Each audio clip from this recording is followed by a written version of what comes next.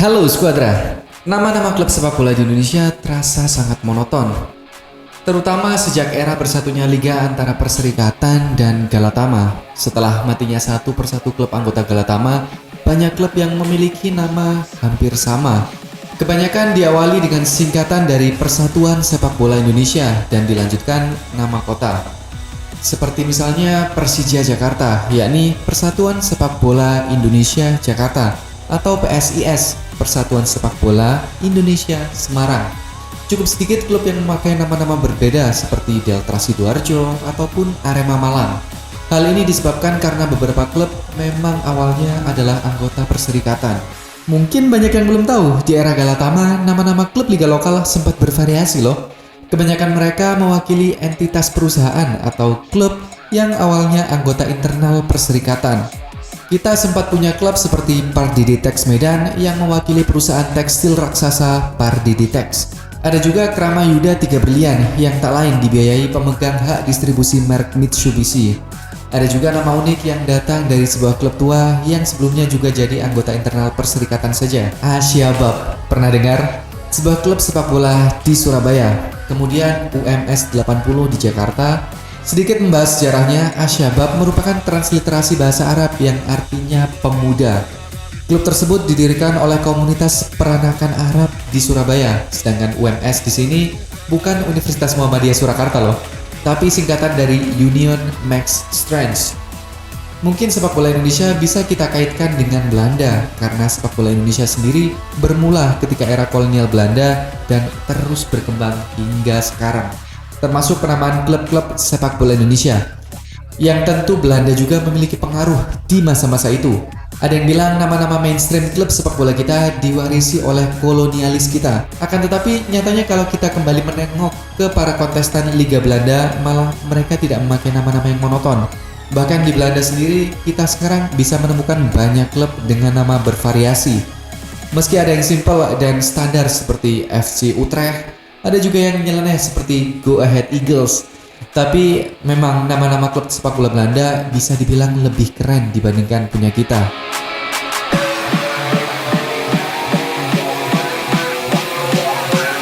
Namanya sederhana, sudah jelas kalau FC merupakan singkatan dalam bahasa Inggris dari Football Club. Nama ini sangat sering dipakai oleh klub di berbagai belahan dunia, termasuk di Indonesia. Penamaan sederhana ini biasanya menempatkan singkatan tersebut di awal atau belakang nama kota. Sebenarnya tidak beda jauh dengan ciri khas klub sepak bola kita yang menggunakan awalan per atau PS. Sama-sama singkatan yang menunjukkan sebuah klub sepak bola. Tapi entah kenapa kalau di Indonesia menggunakan konsep ini, nama klub jadi terkesan monoton. Mungkin karena nama kotanya ikut disingkat ya, seperti Persebaya, Persela, Persib. Kesan monoton sangat kental terasa. Beda dengan di Belanda, seperti FC Utrecht dan FC Groningen. Atau klub tertua yang masih aktif seperti Koninklijke HFC atau Haarlemse Football Clubs. Meski formatnya sama, singkatan diikuti dengan nama-nama kota, tapi nama-nama klub Belanda terkesan lebih variatif.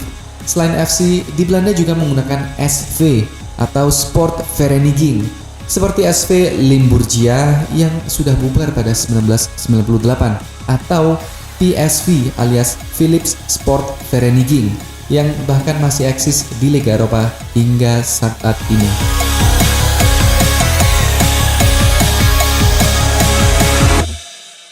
Budaya Yunani. Coba amati nama-nama klub yang terdengar keren seperti Ajax Amsterdam, Sparta Rotterdam, Heracles Almelo, hingga Fortuna Sittard.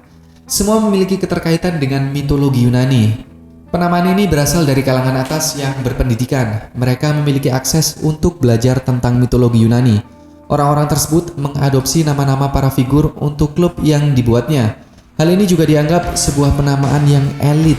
Ajax dan Heracles adalah figur pahlawan di cerita dewa-dewi Gunung Olympus. Sedangkan Sparta adalah salah satu negara atau kota yang terkenal atas daya juangnya membendung invasi Persia.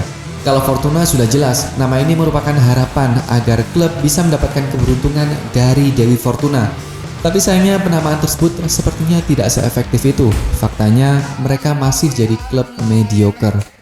Yang unik di Rotterdam ada klub bernama Xerxes. Namun klub tersebut tak seperti Xerxes 1 dari Persia yang begitu perkasa dan mengancam kenyamanan bangsa Sparta. Xerxes Rotterdam hingga kini masih berkutat di Liga Amatir.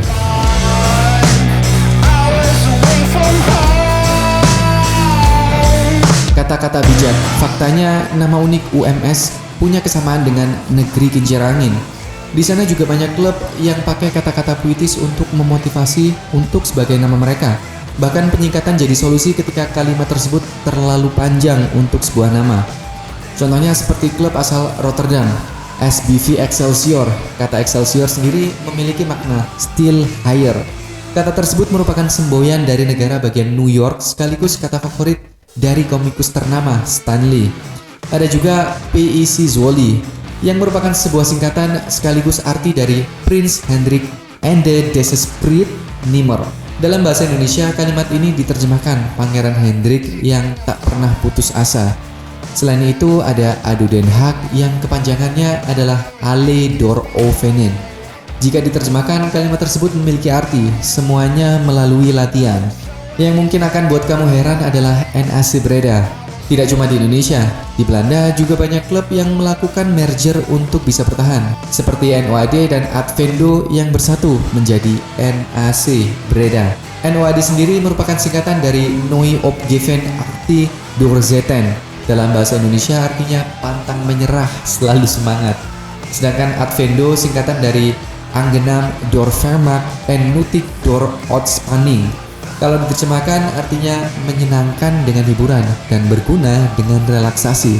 Nah, NAC merupakan singkatan dari Noat Advendo Combinatie. Jadi NAC sendiri adalah singkatan dari singkatan. Kalau diurai semua tentu akan jadi sebuah kalimat yang sangat panjang untuk sebuah nama. NAC Breda juga menjadi klub sepak bola dengan nama terpanjang loh. Sebenarnya masih banyak penamaan dengan pola yang berbeda untuk penamaan klub sepak bola Belanda. Tidak cuma unik, penamaan tersebut membuat nama-nama klub lebih variatif dan juga terdengar keren bagi kita. Seperti Telstar yang terinspirasi dari satelit, Go Ahead yang baru saja kembali dari Liga Belanda dari Divisi 2 tentunya, hingga kota Tilburg yang menamai klub bolanya dengan nama Raja Willem II. Belanda memang memiliki pengaruh yang cukup besar pada kelahiran sepak bola di Indonesia.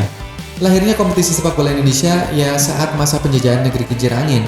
Perserikatan menjadi liga sepak bola pertama di negeri kita ini, sekaligus juga jadi alasan kenapa klub kita memiliki nama-nama yang terkesan monoton. Sebenarnya Galatama memiliki peserta dengan nama klub yang lebih variatif, tapi memang satu persatu klub-klub tersebut bubar. Hingga kini hanya menyisakan Arema FC dan Barito Putra. Penamaan klub Indonesia terkesan selalu sederhana dan monoton. Kalau saja penamaan lebih kreatif, tentu nama-nama klub di Indonesia akan lebih bervariasi. Misalnya saja, kita berani menggunakan nama-nama dari mitologi Indonesia.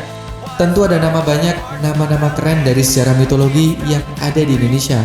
Atau mau pakai kata-kata bijak seperti klub-klub Belanda, tapi tentu akan panjang kalau pakai bahasa Indonesia. Tapi kalau kita lihat sekarang, banyak kemajuan di persepak bolaan kita, termasuk dengan penamaan klub-klub peserta. Seperti misalnya Bali United dan Madura United. Ada juga Bayangkara FC dan Borneo FC. Bahkan artis ternama Raffi Ahmad juga mulai terjun ke dunia sepak bola sebagai pemilik klub Rans Nusantara FC. Itulah sedikit nama-nama klub di Indonesia dan juga Belanda versi tim Jornata. Yang terakhir, jangan lupa untuk klik subscribe, like, dan komennya, serta jangan lupa untuk share ke teman-teman kalian. Dan jangan lupa juga untuk follow akun Instagram Indonesia di @jornata.indonesia. Last but not least, stay fit and ciao Jornata.